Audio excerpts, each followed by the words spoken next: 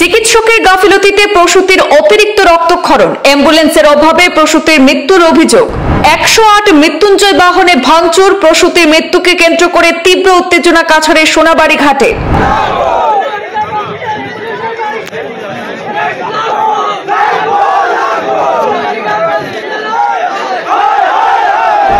হাসপাতালে মিলল না অ্যাম্বুলেন্স, ব্যক্তিগত গাড়ি করে নিয়ে যাওয়া হলো মেডিকেলে।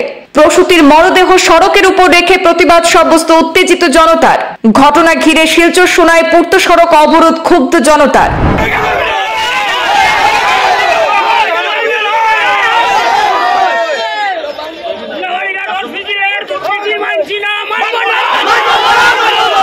চিকিৎসকের গাফিলতিতে এক প্রসূতির মৃত্যুকে কেন্দ্র করে তীব্র উত্তেজনা ছড়িয়ে পড়ে কাছাড়ের সোনাবাড়ি ঘাটে।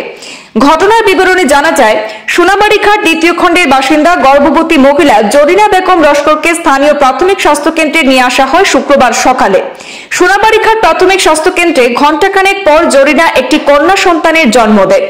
এরপর মা এবং শিশু মোটামুটি সুস্থ থাকলেও জরিনা বেগমের অতিরিক্ত রক্তক্ষরণে তার অবস্থা পরবর্তীতে সঙ্গীন হয়ে পড়লে সকাল 11টা নাগাদ চিকিৎসক জরিনা বেগম লস্করকে শিলচর মেডিকেল কলেজ হাসপাতালে স্থানান্তর করেন। জরিনার আত্মীয়রা তখন আশঙ্কাজনক অবস্থায় থাকা জরিনাকে মেডিকেলে নিয়ে যাওয়ার জন্য অ্যাম্বুলেন্স চাইলে হাসপাতাল থেকে দেওয়া হয়নি বলে অভিযোগ। হাসপাতালের মধ্যে দাঁড়িয়ে থাকা 108 মৃত্যুঞ্জয়ে কথা বললে কর্তৃপক্ষ সেটি খারাপ বলে জানায় এবং 2.5 ঘন্টা সময় লাগবে বলে জানানো হয়। এতে ক্ষেপে যান জরিনার আত্মীয়রা। অবশেষে বাধ্য হয়ে জরিনার এক আত্মীয় মারুতি কার নিয়ে মেডিকেলের উদ্দেশ্যে রওনা দেন। মেডিকেলে ভর্তি প্রায় 8 ঘন্টা পরে মৃত্যুর কোলে ঢলে পড়েন আশঙ্কাজনক অবস্থায় থাকা জরিনা বেগম লস্কর। বিকেল 4টা নাগাদ মৃতদেহ যখন নিয়ে বাড়ি পৌঁছানোর সময় হাসপাতালের সামনে পৌঁছালে ক্ষেপে যান জরিনার আত্মীয়রা। হাসপাতালে প্রবেশ করে অ্যাম্বুলেন্সের উপর হামলা চালানো হয় এবং ভাঙচুর করা হয় বলে জানা গেছে। এরপর স্থানীয়রা এবং জরিনার অন্যান্য পরিজনরা ঘটনাস্থলে পৌঁছালে অন্য মাত্রায় পৌঁছে যায় সেই উত্তেজনা। ক্ষুব্ধ জনতা সোনাই সড়কের উপরে মৃতদেহ রেখে অবরোধ শুরু করেন। সন্ধ্যায় রাঙ্গিরখাড়ি পুলিশ এবং সোনাই পুলিশ বিশাল সামরিক বাহিনী নিয়ে সড়ক অবরোধ মুক্ত করার চেষ্টা চালান। দীর্ঘ প্রায় 3 ঘন্টা অবরোধের পর ম্যাজিস্ট্রেট সিদ্ধার্থ কুমার এবং ডিএসপি হেডকোয়ার্টার ঘটনাস্থলে পৌঁছার পর ঘটনার তদন্তের আশ্বাসের পর সড়ক অবরোধ মুক্ত করেন স্থানীয় ক্ষুব্ধ জনতা।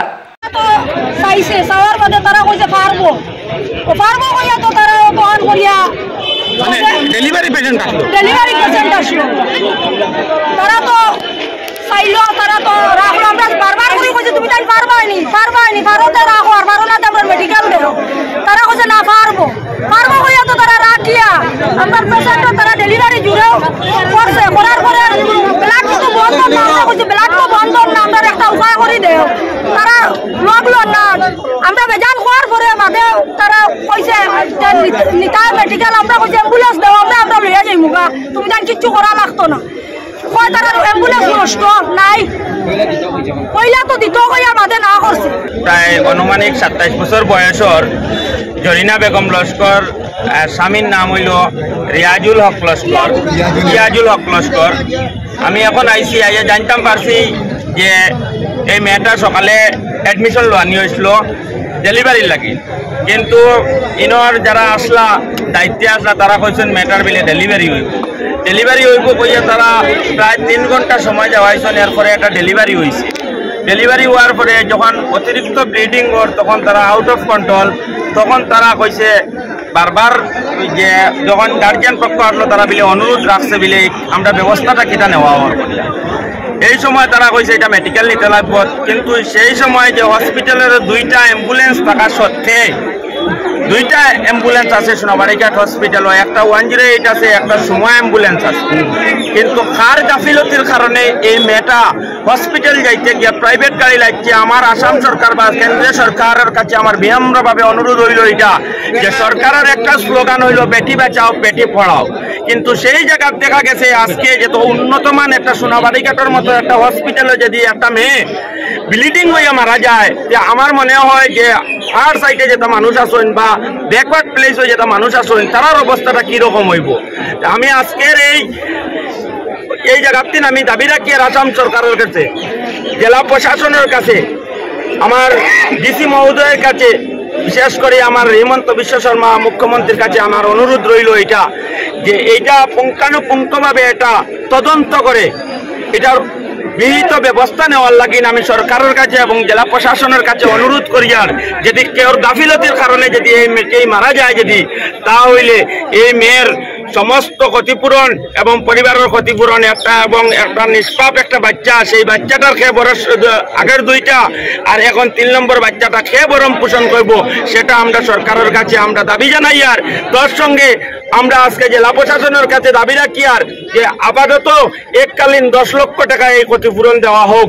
ডিসি মহোদয়ের কাছে আমরা অনুরোধ রাখি আর যে এই মেয়েটা আপাতত 10 লক্ষ টাকা ক্ষতিপূরণ দেওয়া হোক। এরপরে এটা মানে আমি এখানে পাইছি তারা সড়ক অবরোধ করছে, উত্তেজিত নাগরিকে এখানে পাইছে না, হসপিটালের কোনো স্টাফ পাইছে না, ডাক্তার পাইছে না, কিচ্ছু পাইছে না, না পাওয়ার কারণে তারা কি ব্যবস্থা নিত কিচ্ছু পাইছে না। তখন তারা নিরুপায় হইয়া অ্যাম্বুলেন্স পাইছে না হইয়া তারা এখন নিরুপায় হইয়া জেলা প্রশাসনের তো তারা গিয়া এখন ইলেকশনের সিজন আমরাও ব্যস্ততা তখন তারা রোড অবরোধ করছে করিয়া এখানে তারা প্রশাসন ডে এখানে স্পটো হওয়ার লাগিন তারা এটা অনুরোধ রাখছে যে স্পটো আইয়া ডিসি স্যার ইনকোয়ারি করবা, জয়েন্ট ডিরেক্টর স্যার এখানে জায়গাটা আমরা বিগত দিনে দেখছি যে শিলচর মেডিকেল কলেজ যাওয়ার বাদে রুগীর লোক বৈষম্যমূলক আচরণ করা হয় যেটা আমরা জানি।